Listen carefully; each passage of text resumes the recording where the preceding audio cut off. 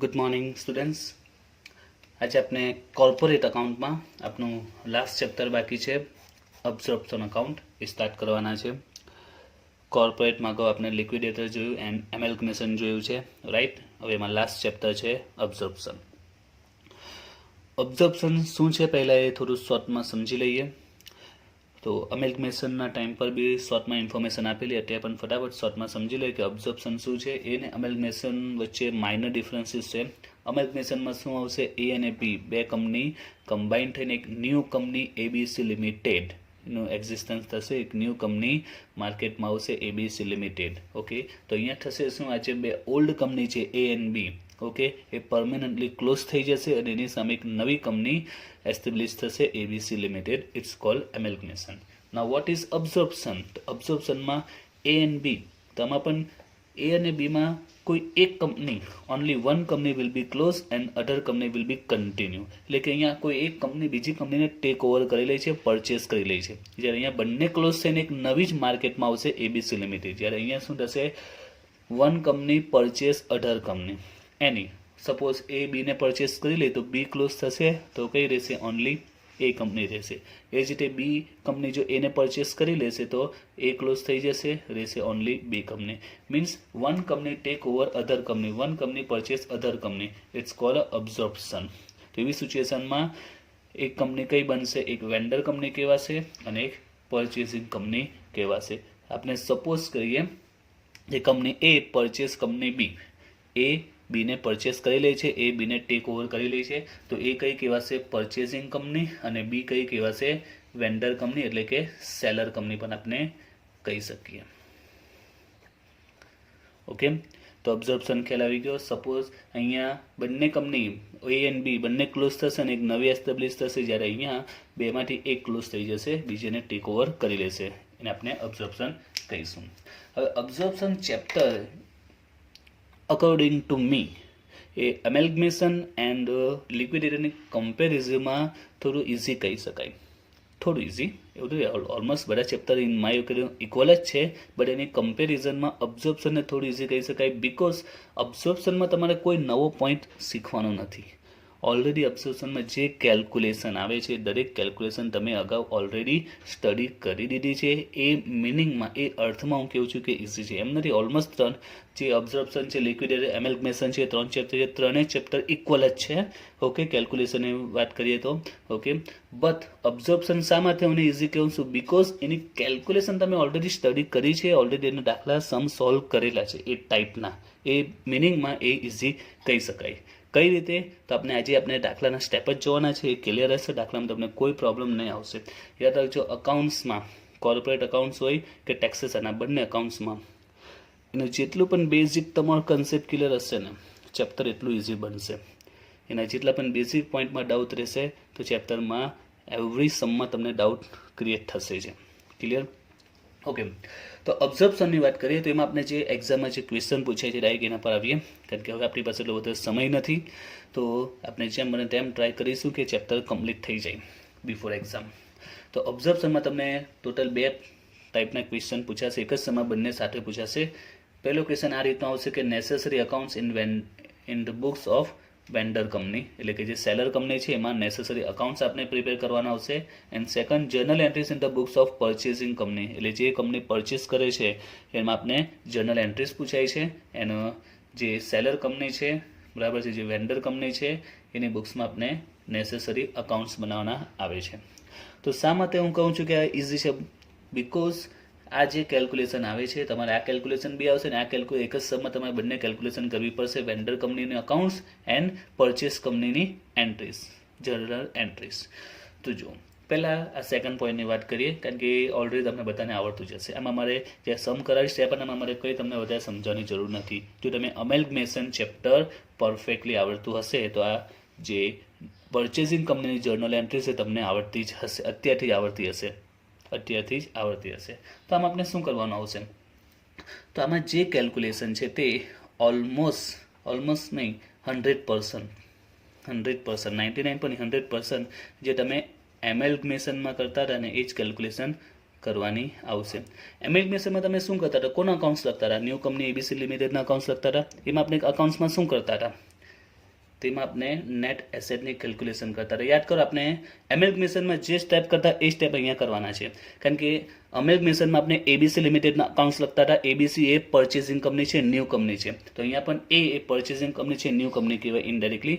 તો એમાં આપણે જે અકાઉન્ટ્સ એમેલ્ગમેશનમાં જે કેલ્ક્યુલેશન જે સ્ટેપ ફોલો કરતા હતા એ સ્ટેપ આપણે ન્યૂ કંપનીની જર્નલ એન્ટ્રી માટે કરીશું. તો એમાં આપણે નેટ એસેટ ફાઇન્ડ આઉટ કરતા હતા. દેન બીજું આગળનું સ્ટેપ શું હતું? પરચેસ કન્સિડરેશન ફાઇન્ડ આઉટ કરતા હતા. દેન ગુડવિલ કે સીઆર જે આવતું એને કેલ્ક્યુલેશન કરતા હતા. ત્યાર પછી જર્નલ એન્ટ્રીઝ આપતા હતા અને લાસ્ટમાં બેલેન્સ શીટ બનાવતા હતા. બરાબર છે? આપના સ્ટેપ હતા એમેલ્ગમેશનના. રાઈટ. હવે જ્યારે ક્વેશ્ચનમાં પૂછેલો હોય કે પરચેસિંગ કંપનીમાં જર્નલ એન્ટ્રીઝ કરો, તમારે આ સ્ટેપ જ ફોલો કરવાના છે. આમાં જર્નલ એન્ટ્રીઝ એટલે કઈ? આ જર્નલ એન્ટ્રીઝ પૂછેલી છે.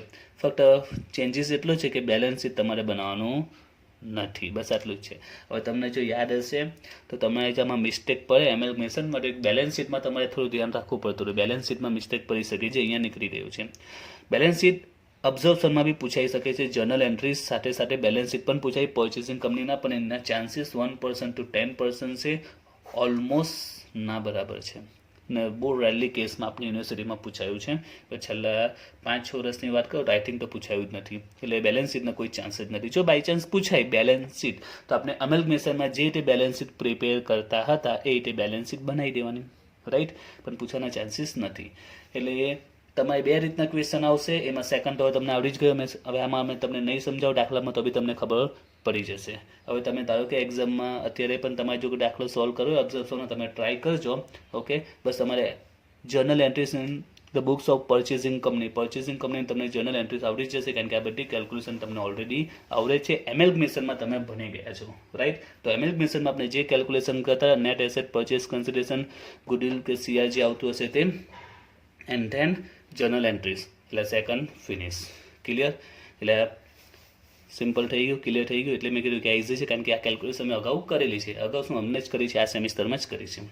Now necessary accounts in the books of vendor company, seller company. તો આ પણ તમે અગાઉ સ્ટડી કરી છે. આ જે કેલ્ક્યુલેશન આવે છે તમે એફવાયમાં સેમ 1 અકાઉન્ટ્સમાં બની ગયા છે. તો એફવાયમાં સેમ 1માં ચેપ્ટર હતું કન્વર્ઝન ઓર સેલ અ ફર્મ ટુ કંપની. તો આપણે ફર્મને કંપનીમાં કન્વર્ઝન કરતા હતા, સેલ કરતા હતા. તો આ રીતનું કંઈ ચેપ્ટર એફવાય સેમ 1માં તમે ભણી ગયા છો. રાઈટ. તો એમાં જે કેલ્ક્યુલેશન કરતા તે જ કેલ્ક્યુલેશન અહીંયા કરવાની છે. એમાં તમે ફર્મની કેલ્ક્યુલેશન કરતા બિકોઝ ફર્મ ક્લોઝ થાય છે. બરાબર છે? તો કોઈ બી ફર્મ ક્લોઝ થાય તેના અકાઉન્ટ્સ તમે બનાવતા હતા, એની કેલ્ક્યુલેશન કરતા હતા. એ જ પ્રકારે અહીંયા પણ તમારે વેન્ડર કંપની પણ ઇનડાયરેક્ટલી ક્લોઝ જ થાય છે. તમારે એના નેસેસરી અકાઉન્ટ્સ બનાવવાના છે. ઇન શોર્ટ આ શેના અકાઉન્ટ છે? જે કંપની ક્લોઝ થાય છે.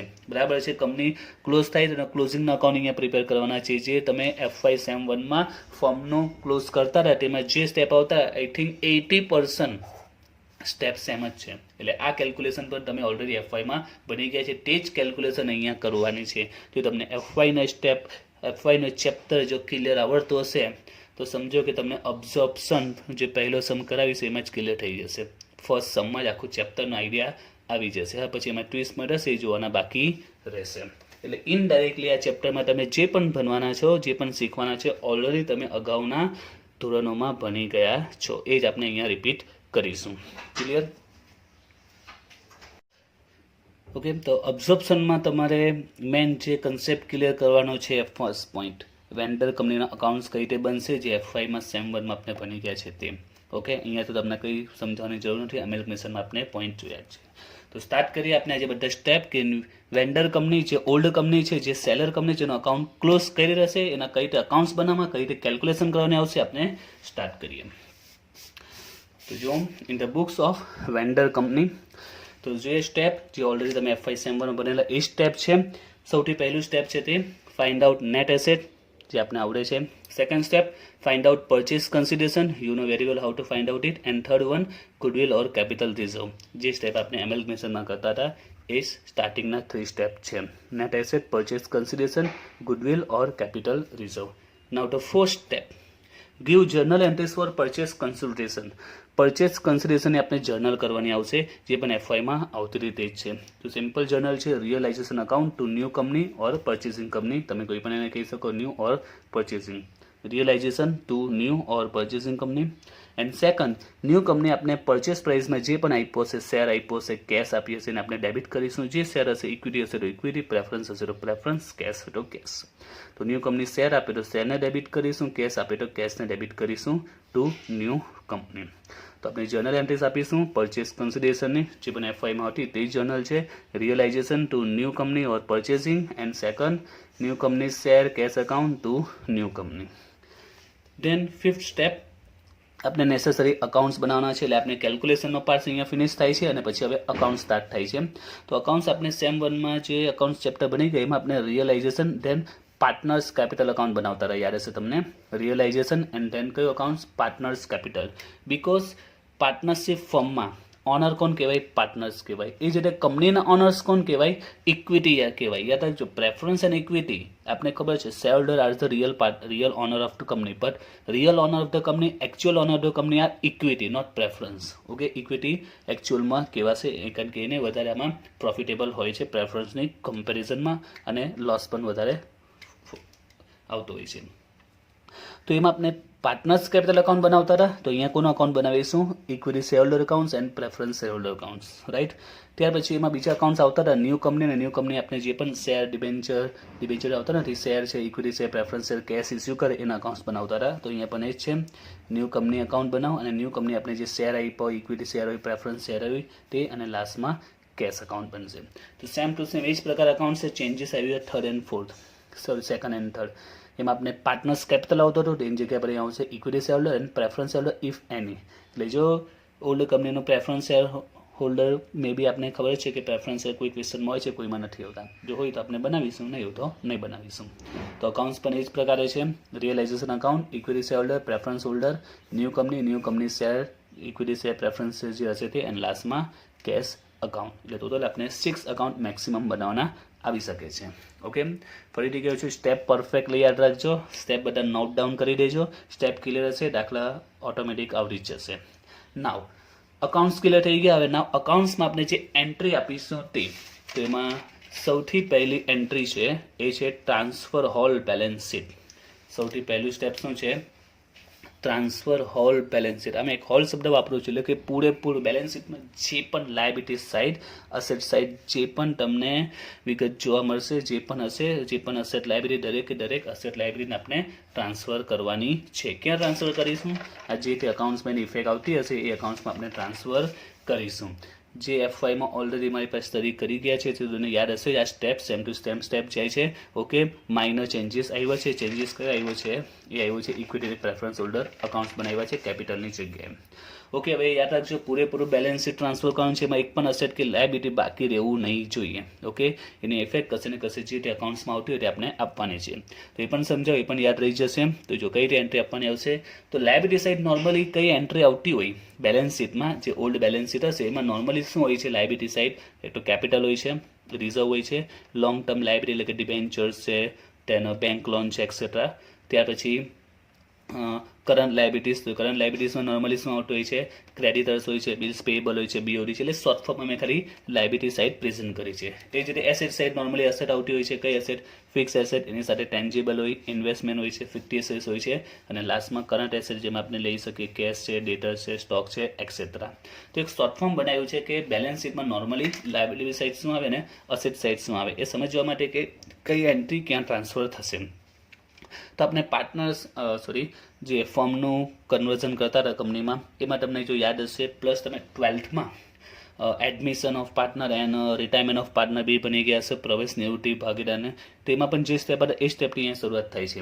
એમાં આપણે યાદ હશે તો કેપિટલ આપણે પાર્ટનર્સના કેપિટલમાં ટ્રાન્સફર કરતા હતા, કેશ અકાઉન્ટમાં ટ્રાન્સફર કરતા હતા. ત્યાર પછી જે રિઝર્વ હોય છે તે પાર્ટનર વચ્ચે ડિસ્ટ્રીબ્યુટ કરતા હતા. તો અહીંયા પણ સેમ ટુ સેમ એ જ ફોલો કરવાનું છે. હવે અહીંયા પાર્ટનર કેપિટલ નહીં આવશે, અહીંયા ઇક્વિટી શેર હોલ્ડર અને પ્રેફરન્સની કેપિટલ હશે, બરાબર છે? Equity share and preference capital હશે. તો તમારે શું કરવાનું છે? ઇક્વિટી કેપિટલ છે એ જશે ઇક્વિટી શેર હોલ્ડર્સના અકાઉન્ટમાં. કઈ સાઈડ આવે? કેપિટલ છે એટલે કે ક્રેડિટ સાઈડ. એ જ રીતે પ્રેફરન્સ શેરની જે બેલેન્સ છે એ ક્યાં જશે? હવે કોમન છે પ્રેફરન્સ શેર હોલ્ડર્સના અકાઉન્ટમાં, એ પણ ક્રેડિટ સાઇડ. જે રીતે આપણે કેપિટલની બેલેન્સ, પાર્ટનર્સની કેપિટલની બેલેન્સ પાર્ટનર્સના અકાઉન્ટમાં ટ્રાન્સફર કરતા હતા, એ જ રીતે અહીંયા ઇક્વિટી શેરની બેલેન્સ અને પ્રેફરન્સ શેરની બેલેન્સ આપણે ક્યાં ટ્રાન્સફર કરીશું? તેમના હોલ્ડર્સના અકાઉન્ટમાં. આપણે પ્રેફરન્સ હોલ્ડર અને ઇક્વિટી હોલ્ડરનો અકાઉન્ટ્સ બનાવી છે, એમાં ટ્રાન્સફર કરી દઈશું. ત્યાર પછી જે કેશની બેલેન્સ છે, આપણી પાસે કેશની બેલેન્સ છે, આપણે ક્યાં લખી દઈશું?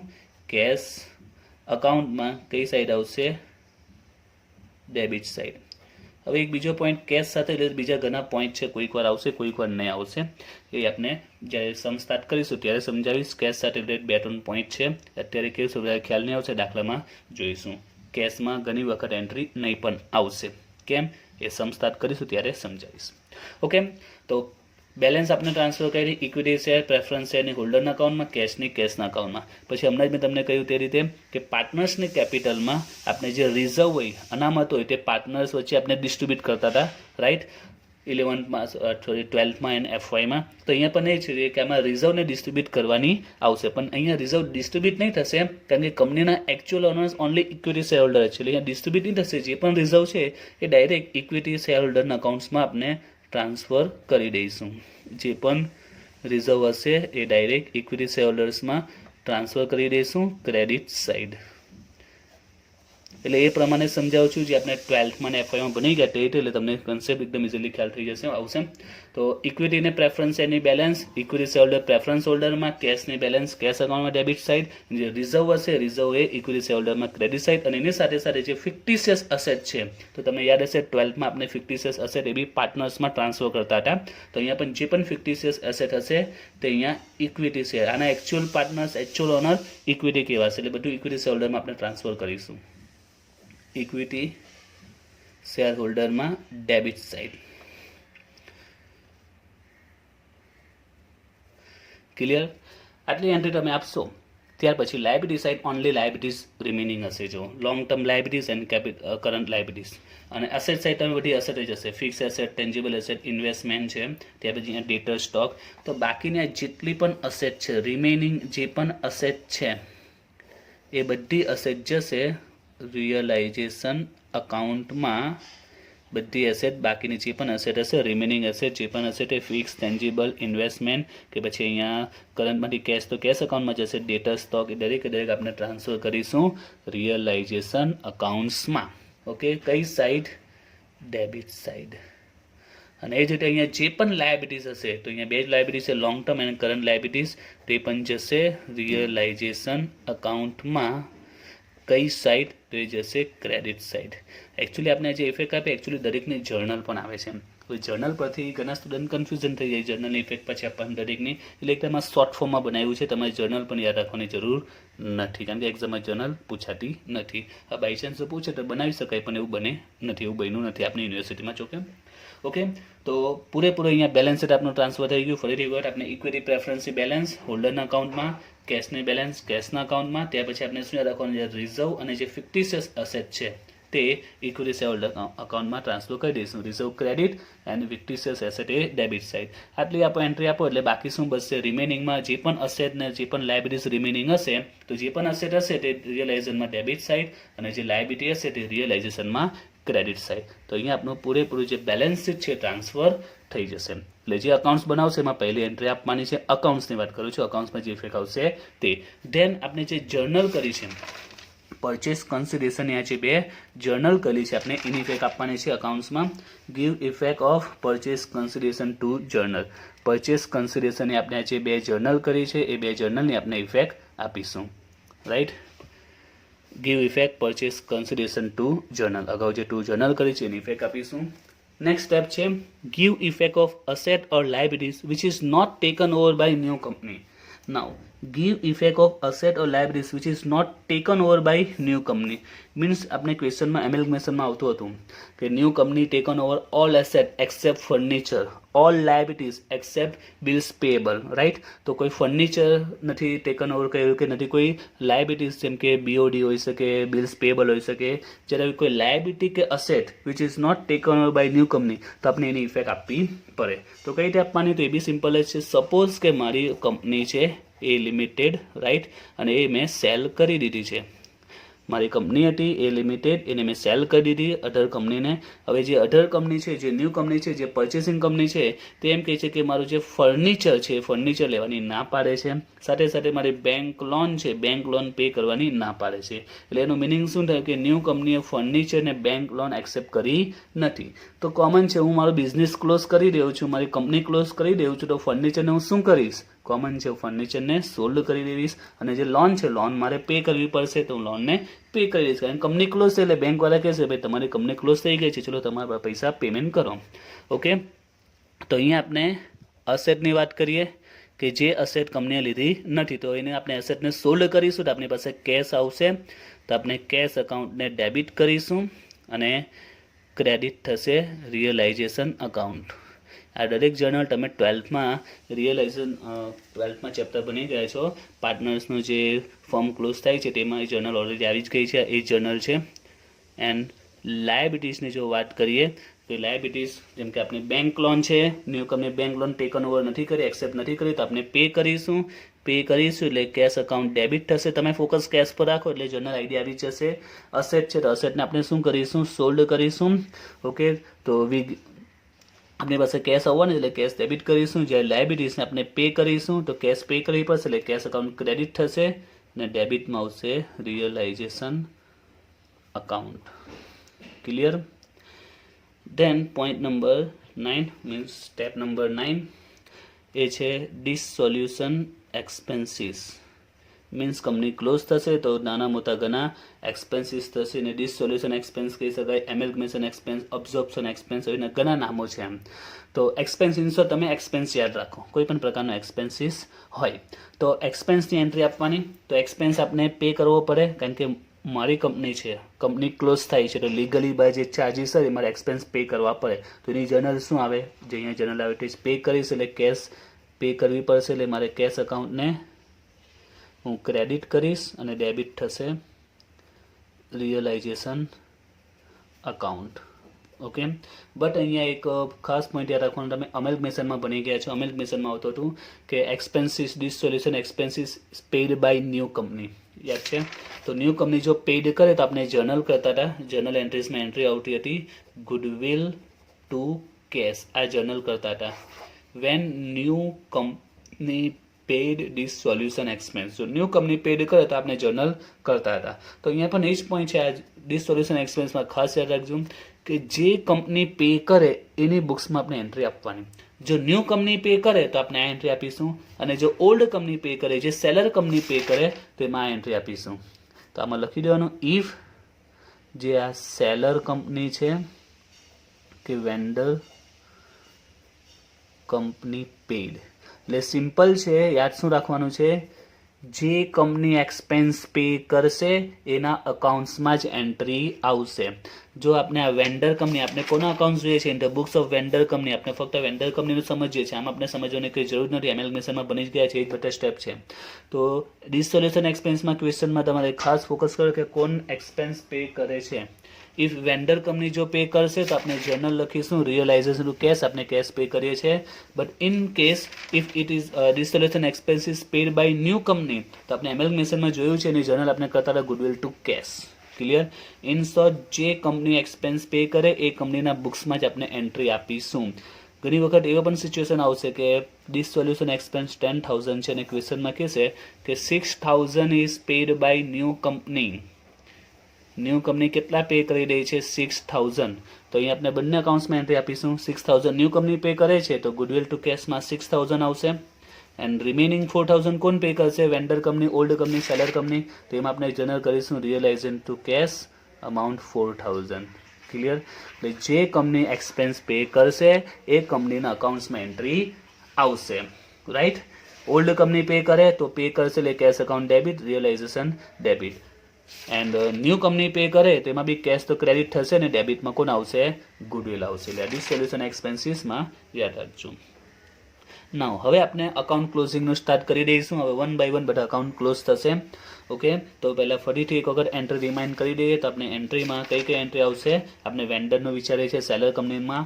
તો સૌથી પહેલાં કેલ્ક્યુલેશનમાં નેટ એસેટ પરચેસ કન્સિડરેશન, દેન ગુડવિલ કે કેપિટલ રિઝર્વ. ઓકે, તો આ તો આમાં તમને કંઈ સમજાવવાની જરૂર નથી, તમને આવડે જ છે. દેન 4th પોઈન્ટ છે આપણે જર્નલ એન્ટ્રી આપવાની છે. જે પરચેસ કન્સિડરેશનની 2 જર્નલ એન્ટ્રી આપીશું. રિયલાઇઝેશન ટુ ન્યૂ કંપની, અને ન્યૂ કંપની જે પણ શેર આપેલા છે ઇક્વિટી પ્રેફરન્સ શેર કેશ એને ડેબિટ કરીશું, ન્યૂ કંપનીને ક્રેડિટ. ત્યાં પછી નેસેસરી એકાઉન્ટમાં રિયલાઇઝેશન અકાઉન્ટ આવશે, equity share holder, preference share holder if any, new company આપણે જે આપેલો છે શેર આપેલો છે ઇક્વિટી શેર પ્રેફરન્સ શેર તેનો અકાઉન્ટ બનાવીશું. And last cash account. ત્યાર પછી જે અકાઉન્ટ્સમાં આપણે એન્ટ્રી આપીશું એમાં સૌથી પહેલું સ્ટેપ છે આપણે પૂરેપૂરો બેલેન્સ શીટને ટ્રાન્સફર કરવાનું છે. તો સિમ્પલ જ છે, ઇક્વિટી કે પ્રેફરન્સ એની બેલેન્સ ઇક્વિટી શેર હોલ્ડરમાં, કેશની બેલેન્સ કેશ અકાઉન્ટમાં, and reserve and fictitious asset આપણે ઇક્વિટી શેર હોલ્ડરમાં ટ્રાન્સફર કરી દઈશું. આફ્ટર ધેટ ઓનલી જે પણ રિમેનિંગ અસેટ હશે દરેકે દરેક asset realisation debit side and liability realisation credit side. Then જે આપણે 2 જર્નલ એન્ટ્રીઝ કરી છે પરચેસ કન્સિડર ઇફેક્ટ આપવાની છે. એના પછી જે અસેટ કે લાયબિલિટી કંપનીએ ટેકન ઓવર નથી કરી એની એન્ટ્રી આપીશું. તો અસેટને સોલ્ડ કરીશું તો કેશ આવશે, કેશ ટુ રિયલાઇઝેશન. લાયબિલિટી આપણે પે કરીશું તો કેશ જશે, કેશ ક્રેડિટ થશે અને રિયલાઇઝેશન ડેબિટ. અને ડી સોલ્યુશનમાં જે પે કરે એના જ આપણે જર્નલ કરવાની. બરાબર છે. ન્યૂ કંપની પે કરે તો goodwill to cash, old company pay કરે તો રિયલાઇઝેશન ટુ કેશ. હવે અકાઉન્ટ ક્લોઝ કરીશું. તો અકાઉન્ટમાં સૌથી પહેલા ક્લોઝ થશે ન્યૂ કંપની અકાઉન્ટ, જે ઓલવેઝ બેલેન્સ થઈ જશે, એમાં કોઈ ડિફરન્સ આવવાનો નથી, ફિક્સ જ છે. Then new company share account, એમાં જે પણ ડિફરન્સ આવશે તે જશે શેર હોલ્ડર અકાઉન્ટમાં. New company account always balance થશે. પછી આપણે કયું ક્લોઝ કરીશું યાદ રાખજો, આ બધા ક્લોઝિંગ ચાલુ થાય છે, અહીંયા શોર્ટમાં લખી દઉં છું ક્લોઝિંગ અકાઉન્ટ. ન્યૂ કંપનીને ક્લોઝ કરો, ડિફરન્સ આવશે નહીં, ઓલવેઝ એ બેલેન્સ થઈ જશે. ન્યૂ કંપનીનું શેર અકાઉન્ટ ક્લોઝ કરો, ડિફરન્સ કા જશે શેર હોલ્ડર અકાઉન્ટમાં. એટલે કે ન્યૂ કંપની ઇક્વિટી શેર આપેલા હોય તો આપણે ન્યૂ કંપનીનું ઇક્વિટી શેરનો અકાઉન્ટ બનાવીશું, તેનો ડિફરન્સ ઇક્વિટી શેર હોલ્ડરમાં જશે.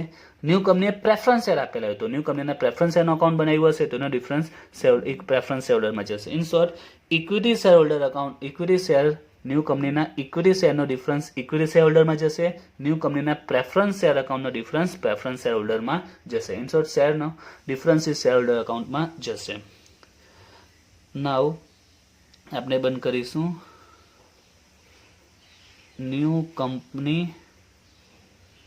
પ્રેફરન્સ હોલ્ડર અકાઉન્ટ, એનો જે ડિફરન્સ આવશે એ જશે રિયલાઇઝેશનમાં. તેના પછી કયું અકાઉન્ટ ક્લોઝ કરવાનું છે? ન્યૂ કંપનીના પ્રેફરન્સ હોલ્ડરનો અકાઉન્ટ, જે પણ ડિફરન્સ આવશે એ જશે રિયલાઇઝેશનમાં. યાદ રાખજો, સ્ટેપ યાદ રાખજો. ન્યૂ કંપનીનું ક્લોઝ કરો એ બેલેન્સ થશે, ન્યૂ કંપનીના શેરનું ક્લોઝ કરો ડિફરન્સ શેર હોલ્ડરમાં જશે. ત્યાર પછી ન્યૂ કંપનીના યાદ રાખજો પહેલાં કયું ક્લોઝ થશે? પ્રેફરન્સ હોલ્ડરનો અકાઉન્ટ બંધ કરો. સોરી, ન્યૂ કંપની નહીં આવશે, ફક્ત પ્રેફરન્સ હોલ્ડરનો અકાઉન્ટ. પ્રેફરન્સ હોલ્ડરનો અકાઉન્ટ ક્લોઝ કરો, જે ડિફરન્સ આવશે તે રિયલાઇઝેશનમાં જશે. Then we will closing realisation account. તો એમાં જે આવશે એને આપણે કહીશું પ્રોફિટ ઓર લોસ. આપણે ખબર છે પ્રોફિટ લોસ આપણે પાર્ટનર્સમાં ટ્રાન્સફર કરીએ, આમાં એકચ્યુઅલ પાર્ટનર્સ કોણ કહેવાય? ઇક્વિટી શેર હોલ્ડર કહેવાય. એટલે ઇક્વિટી શેર હોલ્ડરમાં ટ્રાન્સફર કરીશું. ધેન ઇક્વિટી શેર હોલ્ડરનું અકાઉન્ટ ક્લોઝ કરીશું. એમાં જો ડિફરન્સ આવશે તે જશે કેશ અકાઉન્ટમાં. અને લાસ્ટમાં કેશ અકાઉન્ટને ક્લોઝ કરીશું.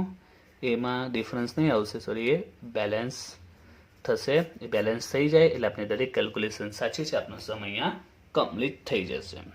તો ક્લોઝિંગમાં કયા કયા અકાઉન્ટ ક્લોઝ થશે તે જે અહીંયા શોર્ટમાં સમજાવું. આ જે અકાઉન્ટ્સ બનાવ્યા તેમાં સૌથી પહેલાં ક્લોઝ કરીશું ન્યૂ કંપની અકાઉન્ટ. ખાલી ક્લોઝિંગમાં સમજાવું છું. ન્યૂ કંપની અકાઉન્ટ ક્લોઝ કરીશું જે ઓલવેઝ બેલેન્સ થશે. સેકન્ડ, ન્યૂ કંપનીના જે શેર છે શેરનો અકાઉન્ટ ક્લોઝ કરીશું. એમાં જે ડિફરન્સીસ આવશે એ ક્યાં જશે? શેર હોલ્ડરના અકાઉન્ટમાં. એટલે કે આ ઇક્વિટીનો ઇક્વિટીમાં, પ્રેફરન્સનું પ્રેફરન્સમાં. થર્ડ, પ્રેફરન્સ હોલ્ડરનું અકાઉન્ટ ક્લોઝ કરીશું, એમાં જે ડિફરન્સ આવશે એ જશે રિયલાઇઝેશનમાં. રાઈટ. હવે કયા બચ્યા? રિયલાઇઝેશન, ઇક્વિટી શેર અને કેશ. તો 1 by 1 બધા બંધ થશે. ફોર્થ નંબર રિયલાઇઝેશન બંધ કરો, જે ડિફરન્સ હશે એને આપણે કહીશું પ્રોફિટ ઓર લોસ, જે ક્યાં જશે? ઇક્વિટી શેર હોલ્ડરના અકાઉન્ટ્સમાં. ત્યાર પછી ઇક્વિટી શેર હોલ્ડરનો અકાઉન્ટ બંધ કરીશું. ફિફ્થ નંબર, એમાં જે ડિફરન્સ આવશે તે જશે કેશ અકાઉન્ટમાં. એન્ડ 6 નંબર આપણે કેશને ક્લોઝ કરીશું, જે ઓલવેઝ બેલેન્સ થશે, એટલે ઇનશોર્ટ બેલેન્સ થશે એટલે આપણો સમ કમ્પ્લીટ કહેવાશે. તો આ રીતે સૌથી પહેલાં આપણે જે વેન્ડર કંપની છે, સેલર કંપની, જે આપણે ઓલ્ડ કંપની પણ કહી શકીએ, એના આપણે અકાઉન્ટ ક્લોઝ કરીશું. રાઈટ. આ રીતે એના અકાઉન્ટ્સ બનાવીશું. એ થશે પછી આપણે ન્યૂ કંપનીની જર્નલ એન્ટ્રીસ એક્ઝામમાં પૂછાય, ઓનલી જર્નલ એન્ટ્રીસ. તો આમાં તમારે કોઈ વધારે મહેનત નથી. આ કમ્પ્લીટ થયું એટલે સમ ઓલમોસ્ટ કમ્પ્લીટ થઈ ગયો. કારણ કે ન્યૂ કંપનીની પરચેસિંગ કંપની અથવા તો એને ન્યૂ કંપની પણ કહી શકાય, એની જર્નલ એન્ટ્રીસ માટે આપણે શું કરતા હતા? Net asset, purchase consider, goodwill or CR, જે કેલ્ક્યુલેશન આપણે ઓલરેડી કરી દીધી છે. આપણે ફક્ત પછી જે જર્નલ એન્ટ્રી આપતા હતા, જર્નલ એન્ટ્રી કરવાની, અમેલ્ગમેશનમાં જે જર્નલ એન્ટ્રી આપતા હતા તે જ. યાદ છે ને? જર્નલ એન્ટ્રી શું કરતા હતા? અસેટ જેટલી પણ અસેટ ટેકન ઓવર કરીએ ડેબિટ કરતા હતા, લાયબિલિટીને ક્રેડિટ કરતા હતા અને ઓલ્ડ કંપનીના લિક્વિડેટરને ક્રેડિટ કરતા હતા. અને સેકન્ડ જર્નલમાં ઓલ્ડ કંપનીના લિક્વિડેટરને ડેબિટ કરતા હતા અને ઓલ્ડ કંપની આપણે જે આપ્યું એને ક્રેડિટ કરતા હતા. ઇનશોર્ટ જે એમેલ્ગમેશનમાં આપણે જર્નલ કરતા હતા, પરચેસ પ્રાઇસ ને નેટ એસેટની 2 જર્નલ આવતી તે જ આપણે કરવાની આવશે આમાં. એટલે જર્નલ એન્ટ્રી આની એકદમ સિમ્પલ જ છે, જે માર્ક્સ તમારા બધા અહીંયા જ છે. ક્લિયર? તો દરેક સ્ટેપ નોટમાં રાઇટ ડાઉન કરી દેજો. રાઈટ. નેક્સ્ટ વિડીયોમાં આપણે એના સમ સ્ટાર્ટ કરીશું.